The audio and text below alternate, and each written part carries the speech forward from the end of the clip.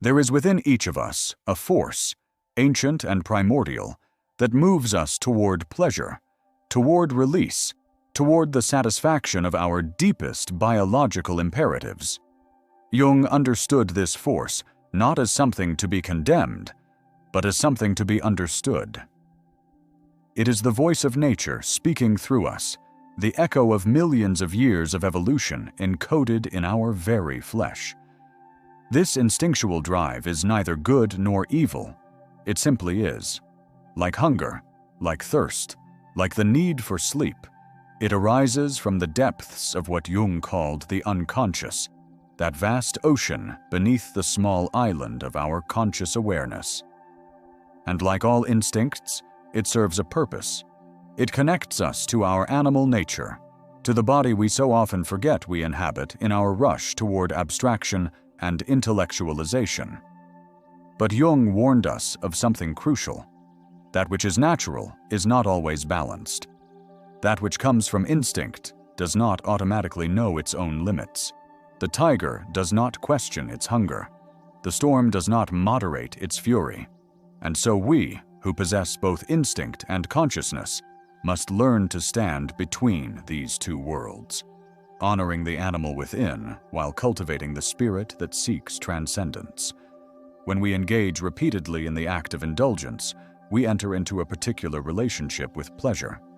At first, there is satisfaction, release, a momentary peace.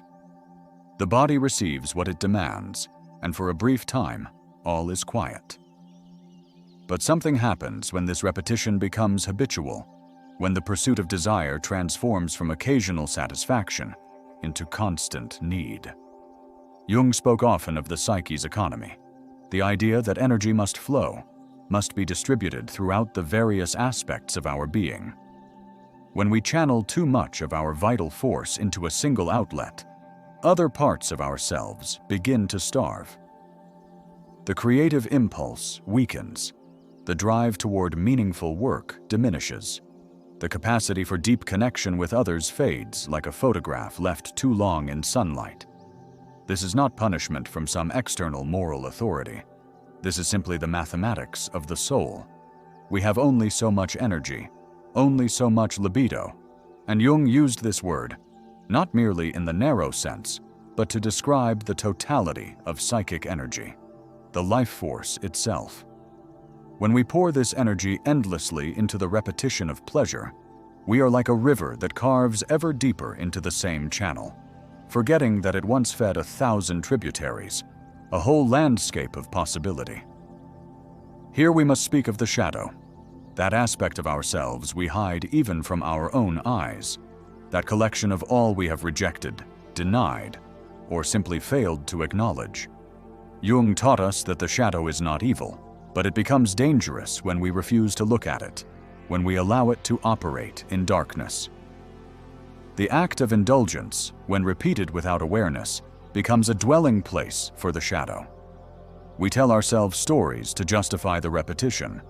We say it is harmless, that it affects no one, that we are in control. But beneath these stories, something else grows. There is a compulsion we do not admit. There is an emptiness we are trying to fill. There is an anxiety we are attempting to quiet, if only for a moment. The shadow knows what we refuse to know. It knows that we are avoiding something, perhaps intimacy, perhaps vulnerability, perhaps the difficult work of becoming whole. And so the repetition continues, not because it brings genuine satisfaction, but because it provides escape. It becomes a ritual not of pleasure, but of avoidance. Jung would ask us to turn and face this shadow, to acknowledge what we are running from, to see the repetition not as a simple physical act, but as a symptom of a deeper imbalance in the soul. This is not about morality or shame. This is about honesty. This is about the courage to see ourselves clearly. There is a quality that Jung called spirit, not in any religious sense necessarily, but as that aspect of human nature that reaches upward, that seeks meaning, that drives us toward growth and transformation.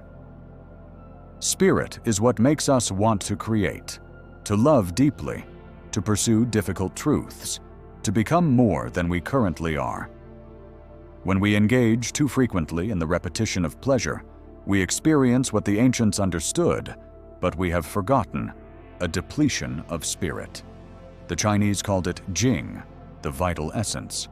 The yogis spoke of ojas, the subtle energy that sustains both body and consciousness. Jung understood it as the withdrawal of libido from the higher functions of the psyche. What does this depletion feel like?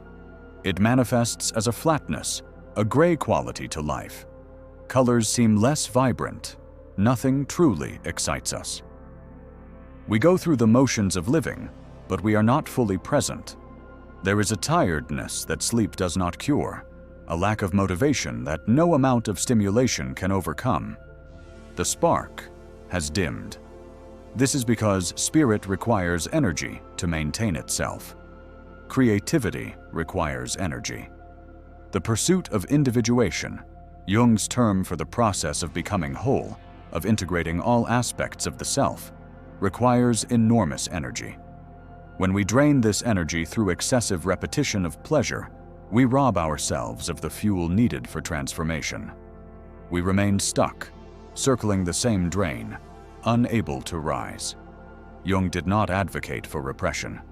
He saw clearly that the Victorian denial of instinct had created epidemic neurosis, filling his consulting room with patients torn apart by the war between their nature and their conscience. Repression doesn't work. Denial doesn't work. These strategies only strengthen what we refuse to acknowledge. Instead, Jung spoke of integration, of balance, of what he called the transcendent function, the ability to hold opposites in consciousness without being torn apart by them. We must honor the instinct without becoming enslaved to it. We must acknowledge the desire without allowing it to dominate our entire existence. This requires consciousness. It requires that we pay attention to ourselves, that we notice the patterns we fall into, that we ask ourselves honest questions. Why am I engaging in this act at this moment? Is it genuine desire, or is it habit? Am I seeking pleasure, or am I seeking escape? Am I honoring my nature, or am I avoiding my life? These questions are not meant to generate guilt. They are meant to generate awareness, and awareness, Jung taught us, is the beginning of change. We cannot transform what we do not see. We cannot balance what we do not acknowledge.